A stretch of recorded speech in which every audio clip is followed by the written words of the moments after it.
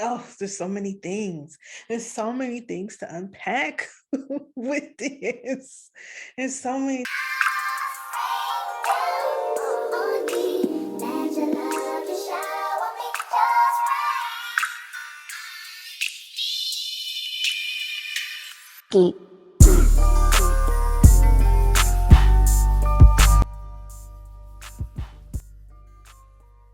Hello.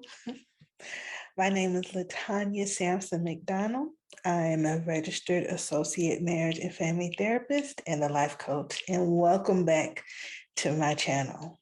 If you haven't yet, please like, share, and subscribe to the channel because I believe you're gonna like it here. Okay. So today's video, this video, because I've been on the road today on my YouTube comeback. Like I promised. Deep breath. The documentary, We Need to Talk About Cosby. Whew, when I tell you this was traumatic, this was traumatic. And first things first, because the people who are defending Cosby and saying this is all a lie, and that's the trauma speaking. Okay, that's what I need people to understand. That's the trauma speaking for those of y'all who don't get it. Like, why would all the proof is there, right? So let's be clear. Cosby, actually, the reason he wasn't exonerated, he was released based off of a technicality, right? A prosecutor in one of the previous trials offered him immunity if he went ahead and gave his basically confession, deposition, whatever you want to call it, legal jargon, right? And told him that if he did, it can't be used against him, right? So based off of his appeal, when he sent his appeal, they found out that the prosecutor originally gave him this deal. And because they actually did use the deposition against him, he had to be released. Okay. Feel so bad for the victims. But like I said, let's be clear. And anybody can find this information because a lot of court records, when it comes to certain cases, they're not sealed, right? And this is something that you can look up yourself. He admitted to doing these things, to drugging these women, and saw no issue with it. Okay, he admitted. Period. Some of them may have consented to take the drug. Some of them didn't, which he admitted. He said based off of his own view of the situation, he would put it in their drink. Okay, that's stuff he admitted to as well. But when you're dealing with a psychopath, okay, a narcissist, you don't have any remorse, okay, for what you do. You don't think you did anything wrong. You think it's everybody else's fault. All right. I can't, personally diagnose him because that's not, unless he's in my office, I can't do that.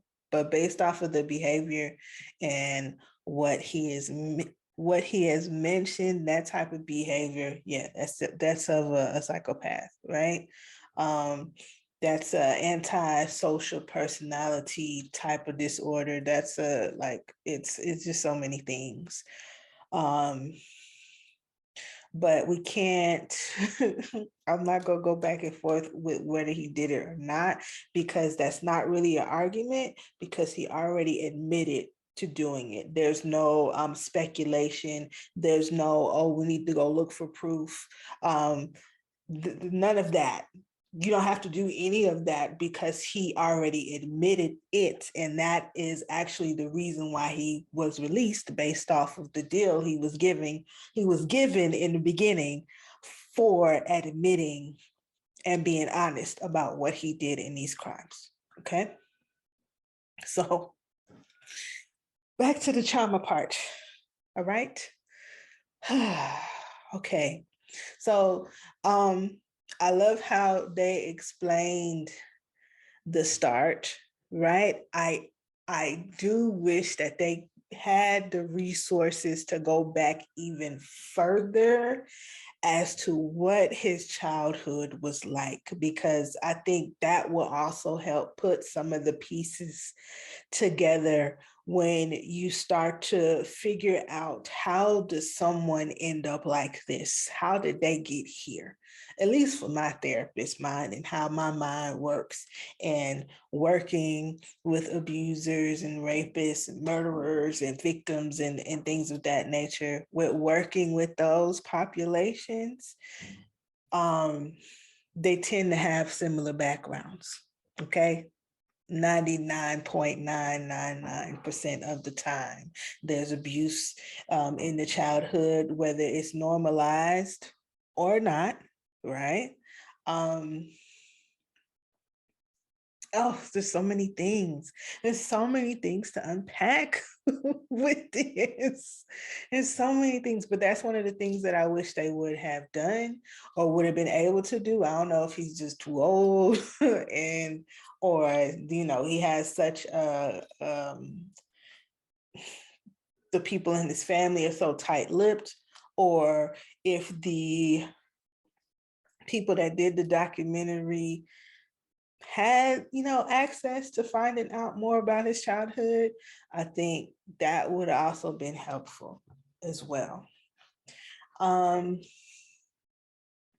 So this great performance that we do in the world, and from my experience in the Black community, the performance to, you're kind of forced to do that, right? And that stems back to slavery. You're forced to pretend. Like, women literally had babies ripped from their arms and separated from their families, men to watch their family being sold off, and did not have time to sulk and be depressed about it, or that could be your life, right? So you performed, right? This happiness. Also, if you go back to how the church was used and Christianity was used as a driving force to keep slaves, how some masters used to dress up their slaves on Sundays, right? And it was just like this spectacular type thing, and take them to church and dress them, you know, out of the rags. This performance of, yes, I'm happy and I'm okay, because they don't know, your master don't want to see you when you put on the stuff that he wants you to flaunt and show off, you know, how good, you know, I could get this Negro to perform, this slave to perform. We don't want you sulking, right? So then it's like you continue on this cover up of your pain. Like, yeah, I took it all the way back there, because that is part of our history, the performance, the pretend to be okay. Because if a Black person is sad or is having a bad day, everybody gets scared. It's the end of the world. You're just not allowed to do that, right? So this performance and how far we can take it, you're going to continue to see stories, and those who have been paying attention, you have been seeing the stories your whole entire life with these great performers, right? So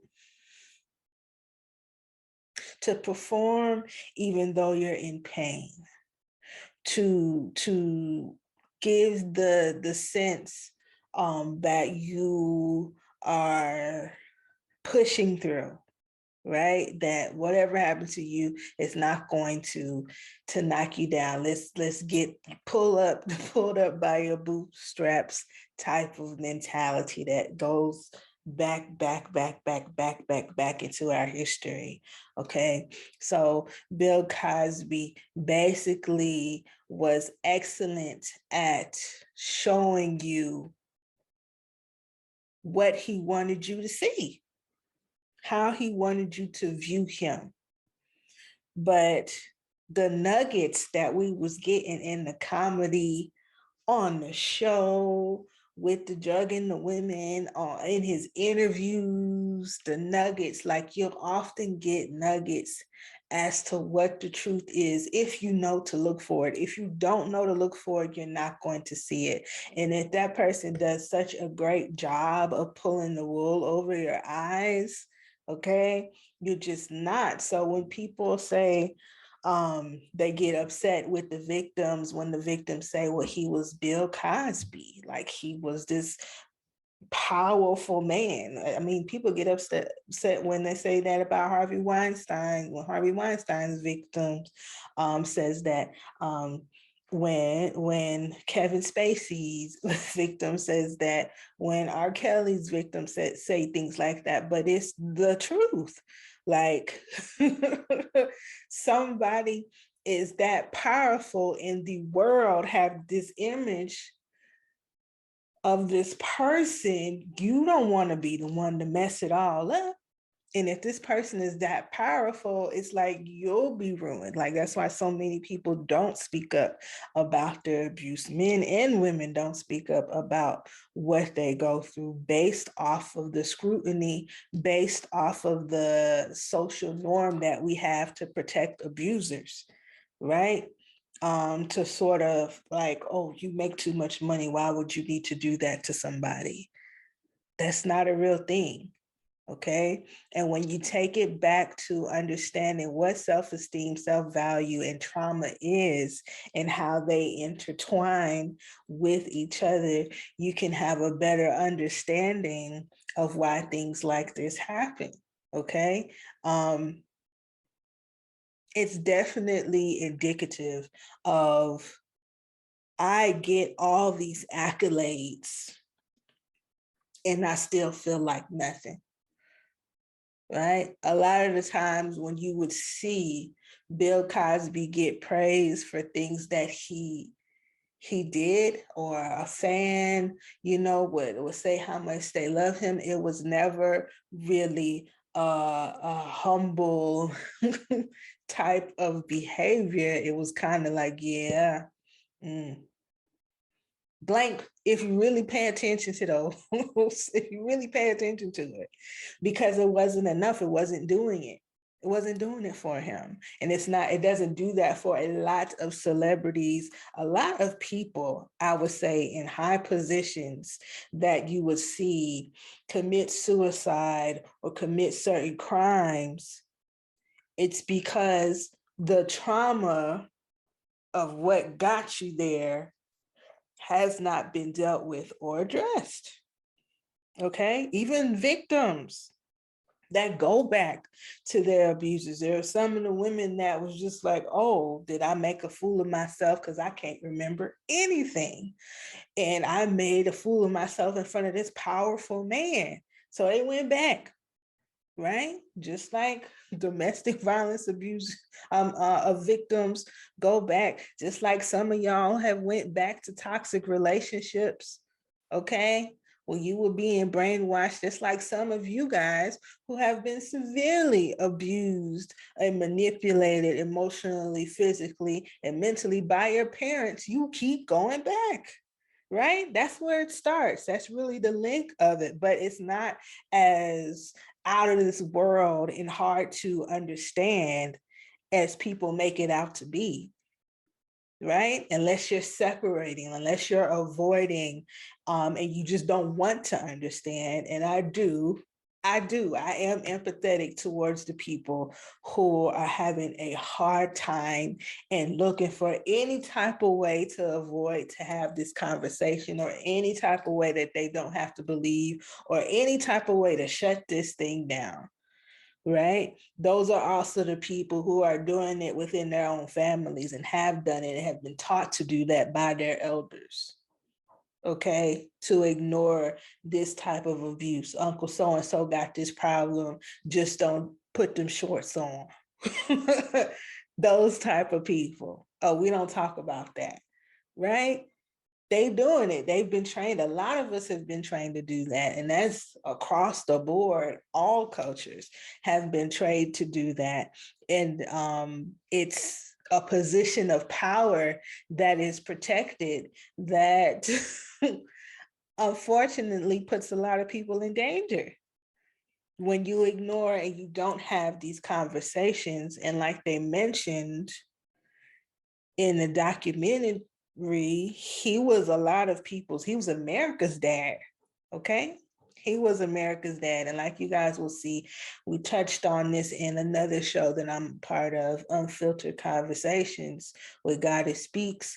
That's what we do. Like,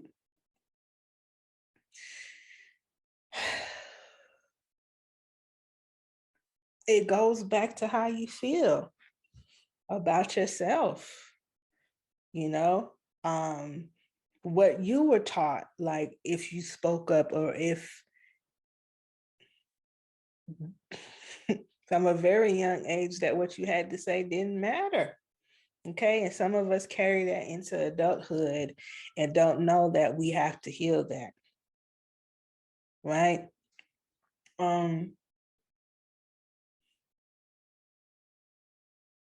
There's so much.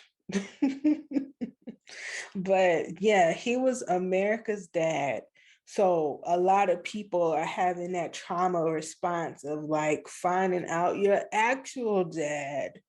If you find out your actual dad did these things, right? They having that same response to it, and it's extremely traumatic. If you don't have a way of navigating out of the darkness and removing, I would say, yourself and your value and your worth from it, right? Because it's not your fault that you believed this person. And essentially, people that felt like Cosby was their dad are victims too, right? They're victims too, not in the same way as the people that he abused, but definitely in a way that you held on to this image.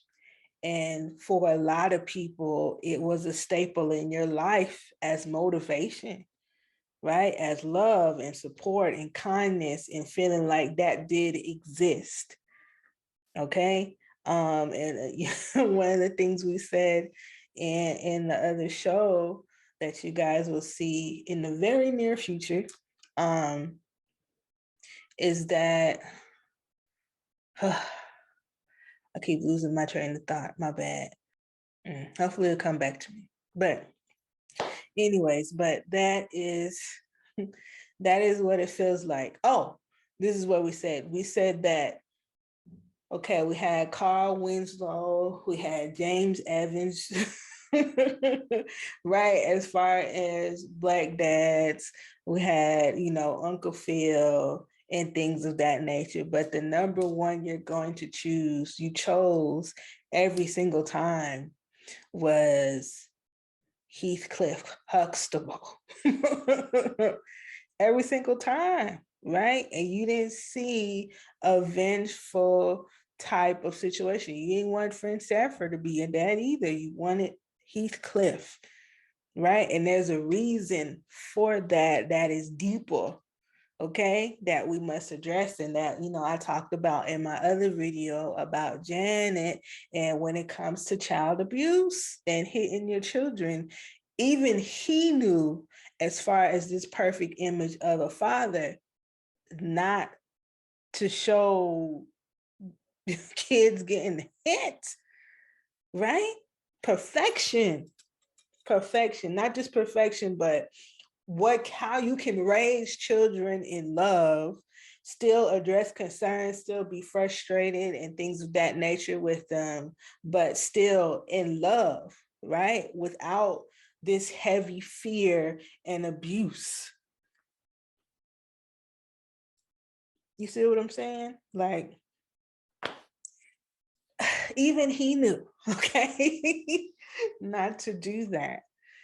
But another part, which is in our culture as well, is some of the men that were on there advocating, Black men especially, they didn't believe that he did it until a Black woman said, like a Black woman that was close to them personally said that he did it to them. Why? Because we all know there is a history, Emmett Till, of white women lying on Black men. There's a history, okay? So there's a history also of distrust with the law, rightfully so, for Black people. There is, okay? But both can exist, right? Both can exist, and unfortunately, when it comes to Black people in this traumatic world that we live in and the trauma we're still in, when it comes to this racism thing, both exist. We got abusers in our culture and outside, okay? That if you bring it all together, all of them have a history of abuse. They're starting to even go through this is a sidebar, but they even starting to go through the childhoods of the people who did the thing with the Capitol, right? They attacked the Capitol, and you're finding the most violent ones, what their childhood trauma was like: abuse, molestation, right? All of that, okay? It has something to do with why people react the way that they do, and they're constantly either super aware and have done the work to heal from it, or they become a victim or an abuser when it comes to this type of childhood trauma. But back to, it took that much, because the reason why it's taken that much is, like I said before, people really, really looked at Cosby as their hero based off of all he had done in the community. Now, after a while, you can only keep up the act for so long, and he started slipping with the interviews, okay? Started slipping with the interviews. Also, I would say he's getting older, so he's not as sharp as he used to be. That stuff starts to show, just like it did in that deposition. Okay, he completely was honest and had no remorse. So I understand for some people, it's going to take some time. It's going to take some time for them to come to grips with this. And I think the thing that would help that is therapy, self-realization, empathy for the victims. That's going to help you.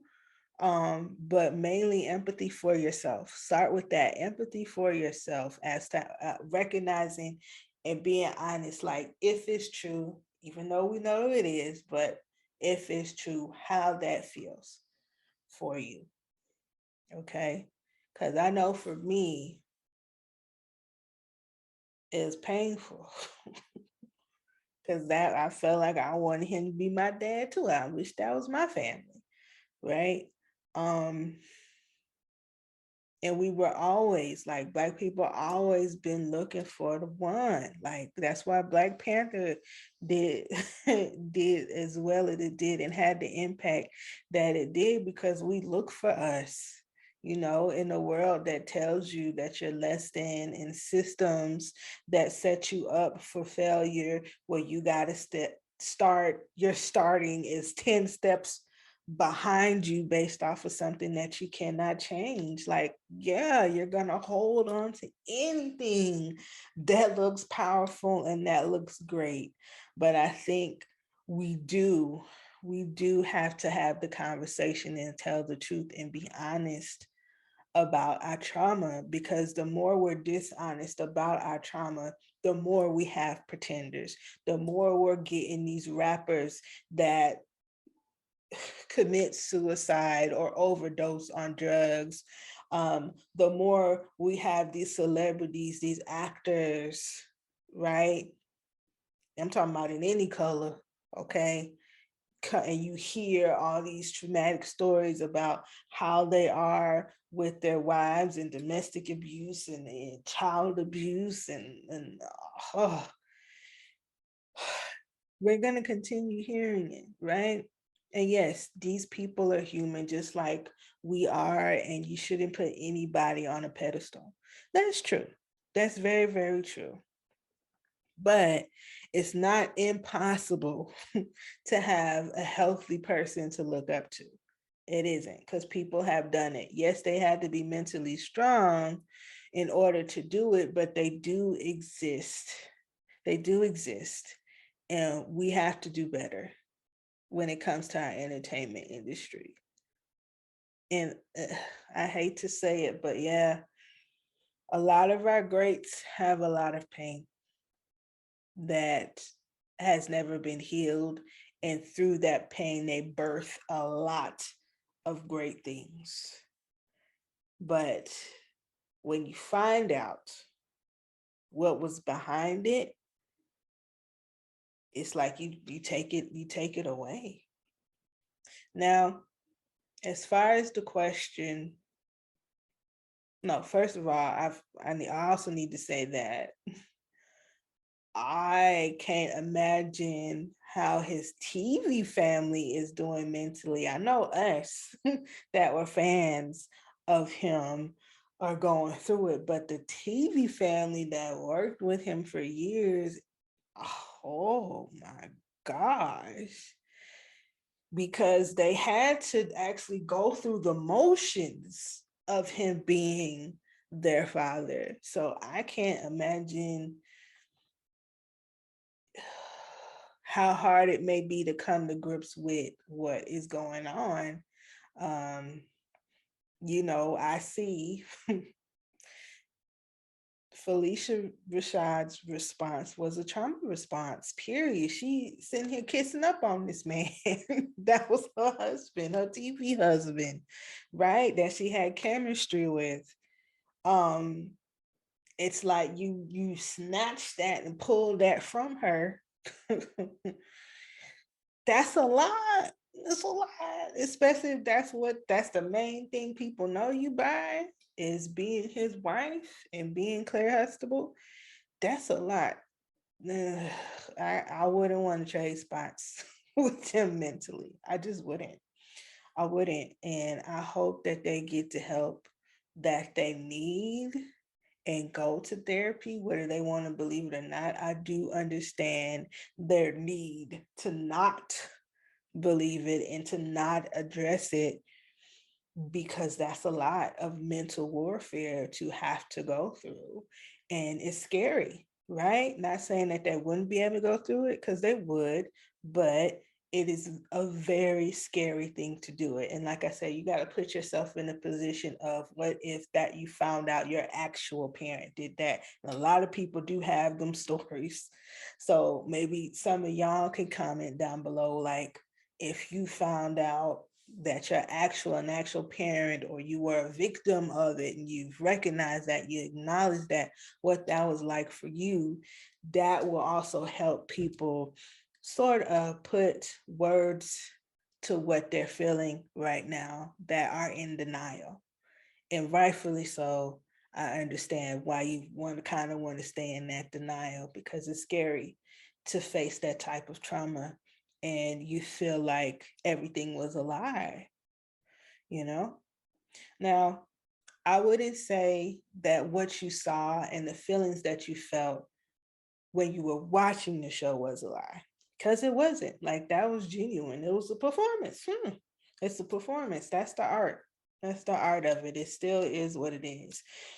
It's just knowing what was going on in the actual person, because we have a tendency to feel like the characters we see relate, because they play them so good, relate to the actual person, when that's not always the case. They're just good actors.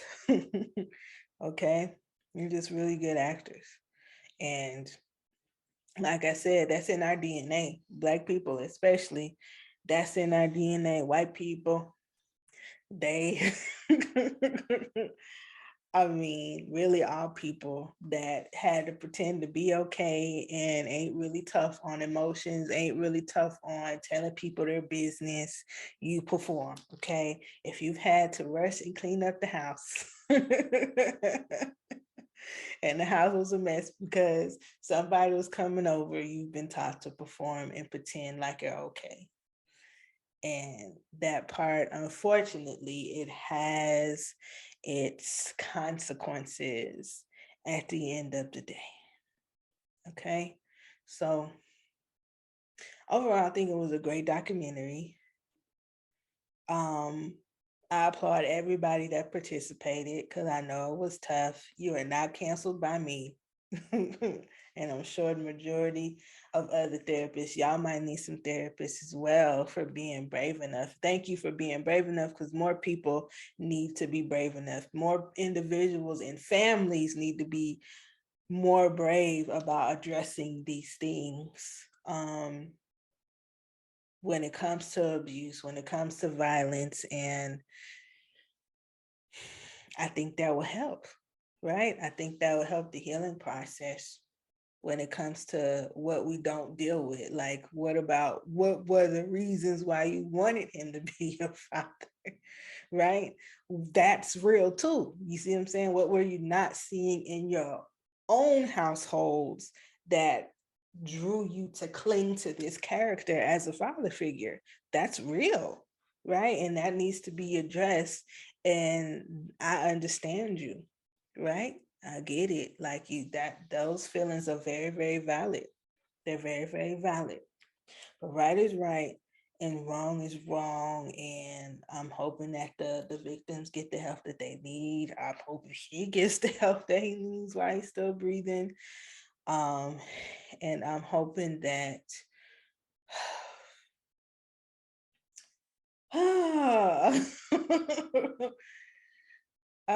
I'm hoping that, we can learn from this, and we start taking these truths as lessons to be learned, and that it motivates us to deal with our stuff.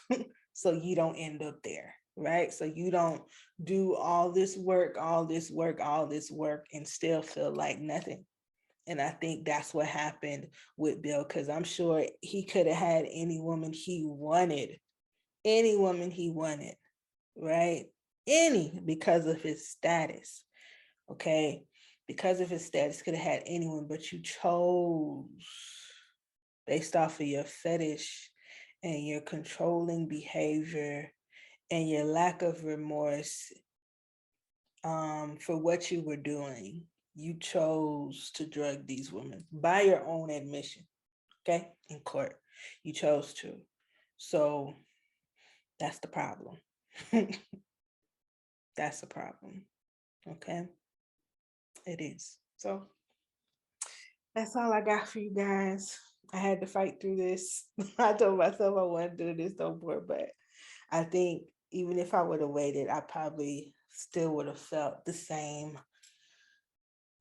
drain and frustration and sorrow in my body for what what was revealed in this documentary. So much. But live to fight another day, and I'll talk about it with my therapist. But yes, I hope this was insightful for you. And comment down below whatever your thoughts were. You upset with what I got to say, you disagree, whether you're, you know, whether it's something, is there something I need to expound on? I'll talk with each other. Like I said before, I asked that question, what made you cling to that character so much? Because that is real too.